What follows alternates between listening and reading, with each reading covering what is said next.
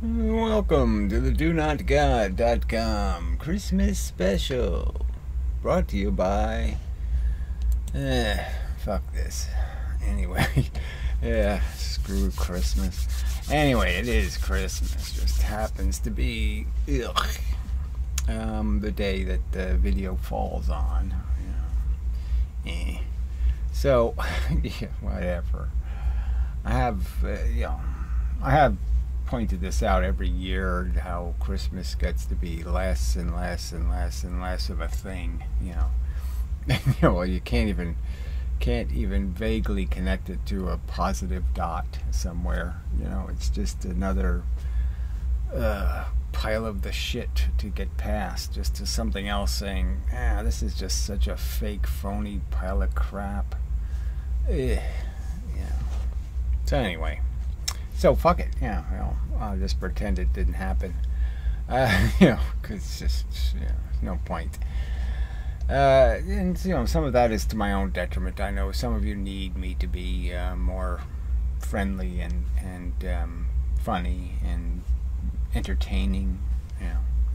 But I just really can't be bothered. It's too much effort, too much work. So whatever happens by accident, you can have. But I'm not going to do any of it on purpose. So I'm not even going to contrive or give a shit. Because I just don't have one, and that's just contriving, and so fuck that. So anyway, I did make one video.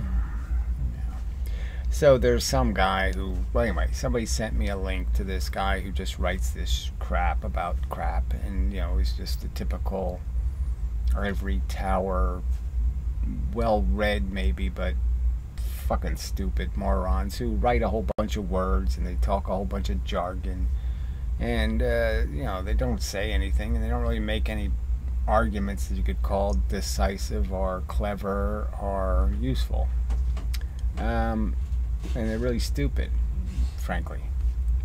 So this, I mean, to me it's almost a test, right? If somebody has I would argue that Sam Harris did a really good job of destroying any viability in believing in free will. I mean, and anyone who, you would argue this, there's no doubt this guy has read the book.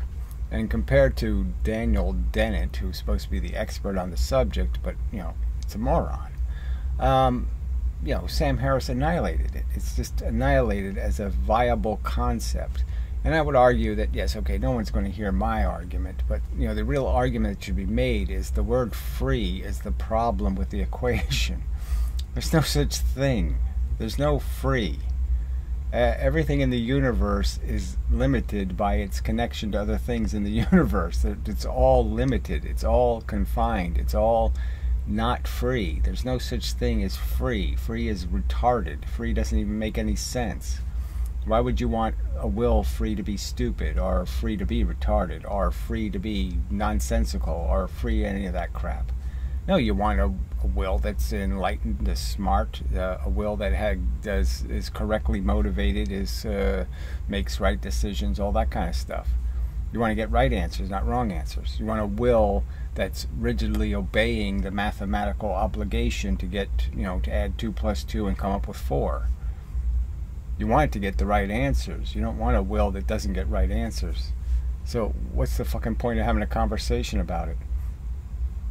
But the fact is, we don't have anything called a free. We're not freely born anywhere or everywhere.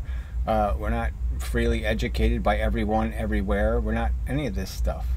Those options don't exist. We don't all get piano lessons. We don't all have abilities. We don't all, doesn't happen. There's no freedom. All confined, all limited. We're all in our own little prisons, okay, and that's it, period. And there's no bar removal. You are a victim, okay, of the place of your birth and the people who birthed you, and the little silly adventures that you had, and they all have created who you are, and that's what created you, and there's nothing else. There's no other ingredients poured in that create freeness. It's not a concept. It's not a reality. It's not a something. It's a nothing. Doesn't exist. So I'm just saying, once somebody fails as an intellectual to get that simple argument, and then on top of all the other arguments that exist, determinism is just, yes, it's a physical fact. You're not going to change that the universe is made of shit, and the shit all has a history. And the fact is, it has to obey these really strict laws, and there's just no room for anything free. I mean, some assholes contrive some reason to believe there's some sort of randomness to it, but randomness wouldn't make your will better. A randomness would make it stupid. So what's the point? That's certainly not a defense. I just mean that, they can't get this argument, then yeah, they're obviously not thinking very good. So obviously he doesn't understand what antinatalism is as a subject. He clearly doesn't understand that whatever might be in the statement about a statement about anti-life, it's anti-life for good reasons. The good reasons are there's something to be afraid of. Torture is scary. It's something you should be inhibited in creating. You shouldn't just recklessly say, I don't care how much of it I make. So obviously it's a real subject, whether there's too much of that, whether or not it is possible to take enough of it out of or extract enough of it from the environment to say that it's okay. It's a real thing. It's not a fake thing. People have good reason to be afraid of this making of life thing, because it has the danger of creating too much torture. Duh. And he comes nowhere close to dealing with that obvious subject, and in the context of our social responsibility to be against torture, he doesn't really make any argument saying, no, we're doing it just fine. Torture works we have just the right amount. Something like that. We clearly don't have anywhere near too much. That's his argument, clearly. That somehow you've got to be really crazy to think there's too much torture. Too much torture? Nah, it's not too much. It's just, we're way far away from any kind of, blood footprint problem. Yeah, whatever. So anyway, so it's a response to this, a really long pile of crap he wrote, and I deal with a tiny percentage of it. But at least that's more fair than what he does to Benatar and every other person advocating for any form of an antinatalist philosophy. He doesn't really quote any of them. He just pigeonholes us all as the people who just want to kill people. That's not what we want. It's not the goal, and it's not the means advocated by 99% of the people who are categorized as being anti-procreation. So it's just a big fat fib. So it's just part of the fake news cycle. The intellectuals wasting all of our time with a bunch of fucking gibberish that's not really on the subject. Yeah. So we'll play some of this, and that's what we do. Probably have to adjust the volume a little, but we'll see. And such. 5, I mean, that just popped into my mind, the Aliens movie. Okay, so I brought up the reference to the Aliens movie because it, the Ripley thing it's a pretty good, the one Resurrection, where they make a new Ripley, and it even gets to the robot argument, gets to a lot of arguments in a way, because she's half, she's got some alien blood in her, the new version, and it's just this remake of a psychology that's now made out of those two individuals, the alien instincts versus the Ripley instincts, which is interesting part too. But the real part that's interesting is the idea that you get to see the genesis of the making of such a monstrosity, and one of the victims is in the kill me state, because it's in such a horrible physical condition, and she does the right thing and kills the victim. So in a way, so a very clear antinatal type moment of recognizing what kind of monsters you can make. And my simple addition to that argument would be is that we're also monstrous. Yes, we're not disabled and stuck in a bed, but we're still monsters. And there's no there's no glory in our storytelling, our narratives. This isn't some wonderful accomplishment to have existed, and it's all way too expensive. Blah blah blah. Having living things makes it possible to create something called torture. Yes, it can happen. Right, so non-existence doesn't have any negatives overtly. There's nothing you can say is broken. You're just saying that somehow it needs to be fixed, in the sense that it needs to have this extra stuff. It needs to do this extra thing. And so it's kind of like saying, a car has a perfect utility, but the car has to make toast, or the car has to wash windows, or the car has to do all these other things. Why does it need to do all these other things? So, and again, so this argument that somehow thing needs to be conscious, or somehow it's not maximizing its utility as being a piece of matter in the universe. Somehow every piece of matter is somehow not good because it doesn't possess a capacity to be tortured. That it's not driven and motivated by a bunch of psychological crap. No, of course it's fine.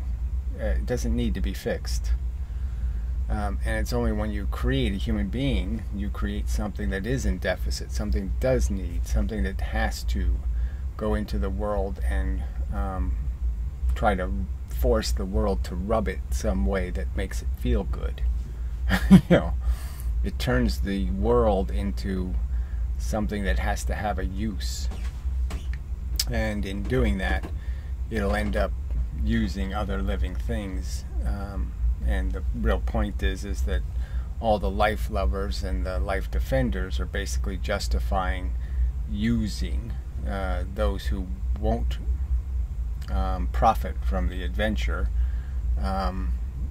They're just stealing their torture to blow their nose.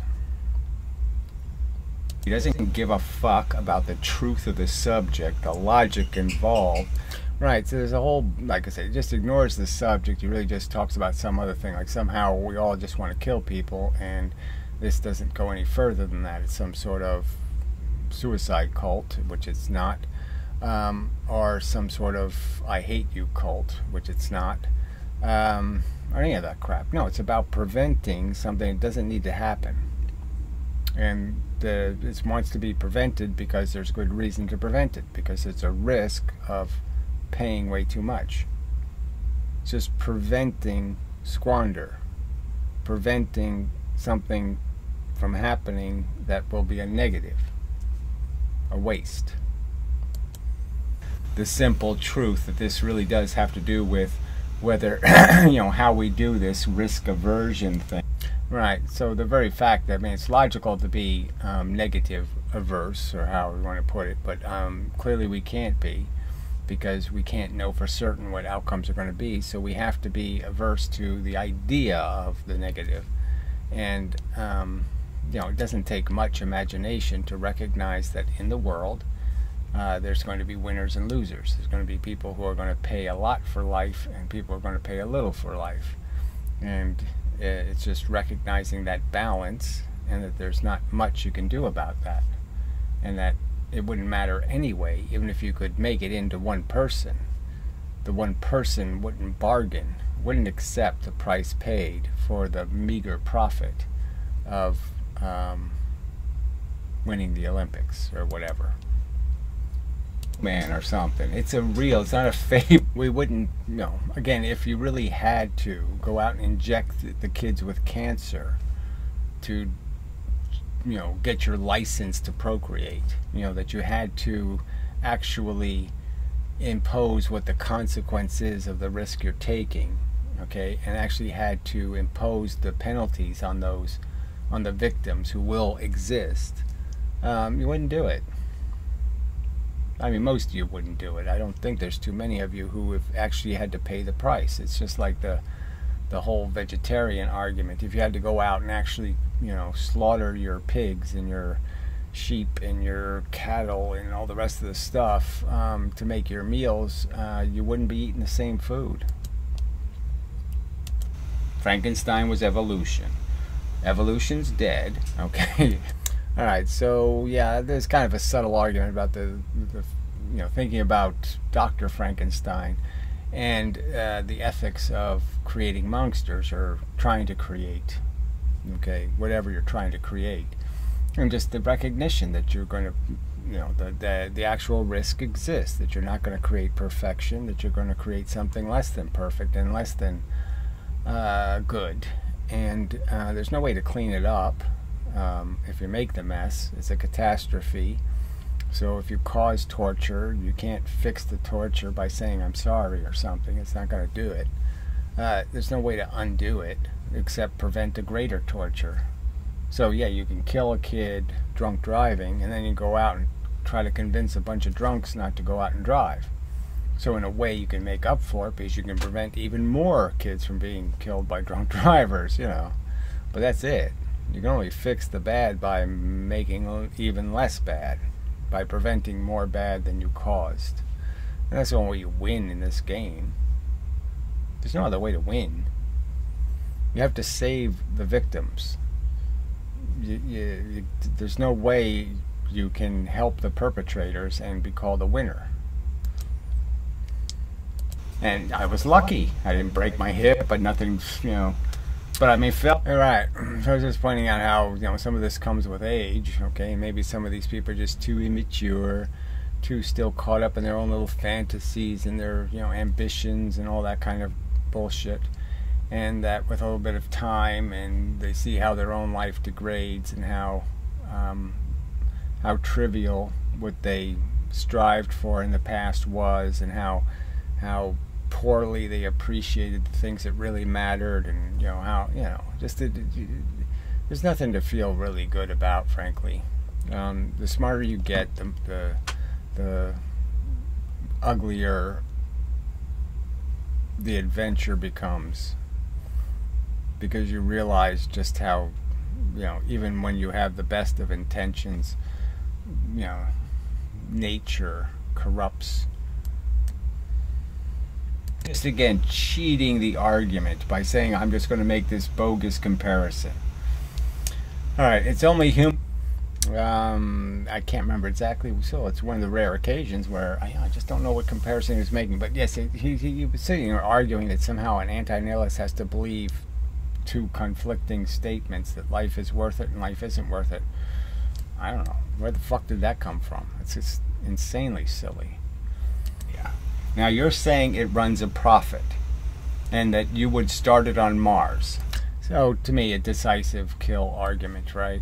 I mean, the whole context of life and evolution, and the fact that it is mass murder of children.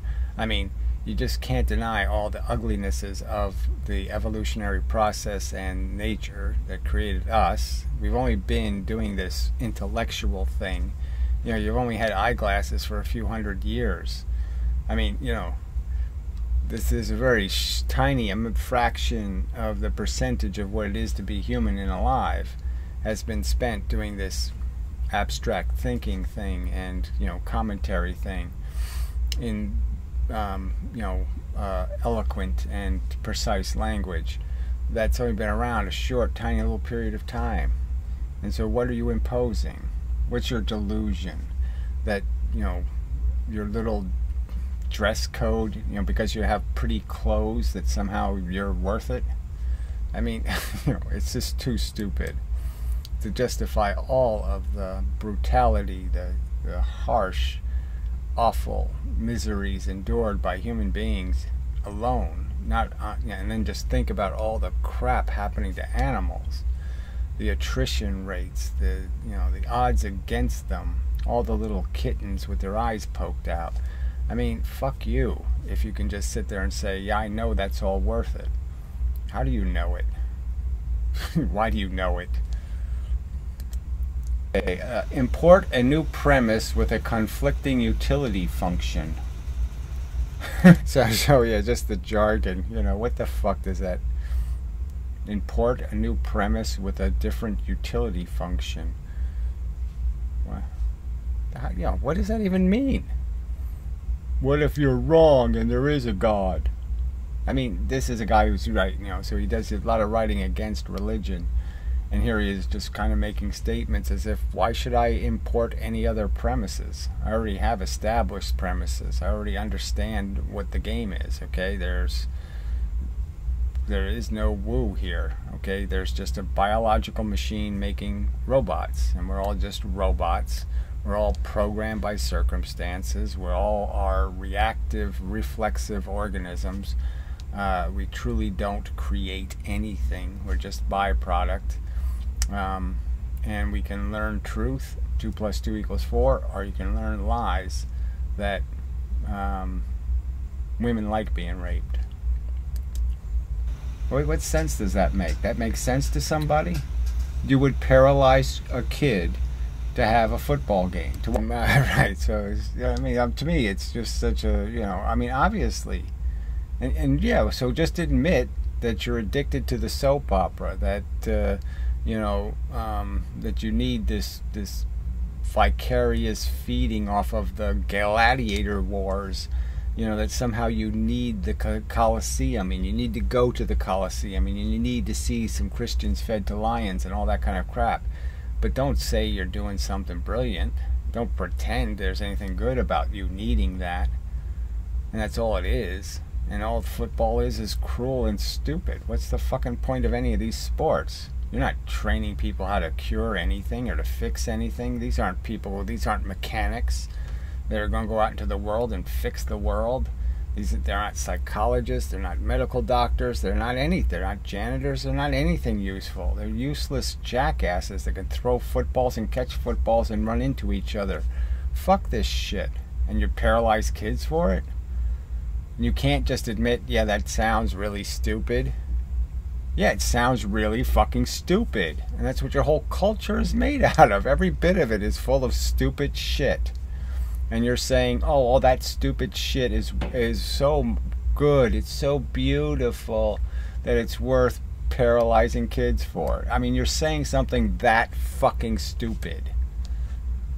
Your jackass statement that somehow human beings' ambition is such a beautiful, dignified thing that, yes, it's worth torturing people for. Fuck you. Too stupid. Come to have their cake and eat it too. So again, so it's just it's so stupid. I mean, you know, what cake and eat what cake too? I mean, again, this whole idea isn't that we're making some draconian statement that no human delusion can be accepted. We're saying all the human delusions can be accepted. Just don't give the disease to your kids. Don't force you know, another generation to live this putrid, silly, circle jerky bullshit game. Don't reinitiate another fiasco. Finish the one you're in, okay, and be done with it. Haul out much hand waving and harumphing and attempts to deny this. And so whatever this is, you know, attempts to deny that the subject of antinatalism isn't the subject of murder all the humans. Yeah, it's not the same subject. That's right, they're two different subjects. Even evilism isn't the subject of murder all the humans. All right, in the end, it is, you have to end up with a goal of ending the imposition, the forcing of individuals to exist. And yes, for animals, you're going to have to impose that end. You're not going to convince them, okay, to do the right thing, because they can't be convinced, because they can't speak your language. But that's what you do when you're an adult. I mean, that's what you do, is you have to, you know, get your vaccine, so to speak, or do the right thing and protect your kids. You have to stop them from walking into traffic, you know. I don't know if I want to go that far. Go that far. Sucks. Oh, come on. No, it doesn't take that much to point out how it's a farce. Right. So again, he's saying it's worth it. There's something about human ambitions and it's that gratification we feel when we successfully accomplish our ambitions or something like that, that somehow is worth it. And the simple argument is, no, it's just a fucking story. It's a story you're telling about your worth and your life. And yes, go ahead, believe you're worth it, believe that you're accomplishing, believe that you're winning, but believe it in the superficial psychological sense. Don't try to enforce it as a fact and then act on it as if it's a fact and then think that somehow your baby, because it's your baby, okay, is somehow guaranteed to be successful in the world in terms of not only winning itself, that is feeling more good than bad, and also going to do that to the other feeling things on this planet. Somehow the net accomplishment is going to be somehow the world's a better place, and even that's not enough to defend your action, because you don't have to, like I said, it is possible for somebody to have a net good effect on the world and be miserable. It's all true that they will pay a price, but the price will be much less than the price they prevent. So they prevent so much harm that even if they're in net harm, it's worth it, okay, because what they accomplish is so valuable. And then you get into the argument whether that imposition is justified. You know, whether you could impose on one person a big pile of crap because doing it prevents a whole bunch of more crap. And some people make those kind of arguments defending experimenting on animals or something. But that's a social contract ethical dilemma where you just say, no, if you can't do better than that, then the creating of the monsters as a game can't exist. If you have to play the game that way, that is, you have to force things to be slaves to your efficiency. You have to use them to grease the gears of your cure, your fixing machine. Then you've already trespassed excessively. Too much to be defended. Something like that. Alright, anyway, I think the video is probably better than this summation of my video, but whatever. Yeah. It's the best I can do. So anyway, that's what you get. So till the next time and such. Yeah. Holiday whatever, blah blah blah. Whatever. Nothing to say. Nothing good to say, so I'll just say nothing at all. Here we go. Okay, so till the next time and such.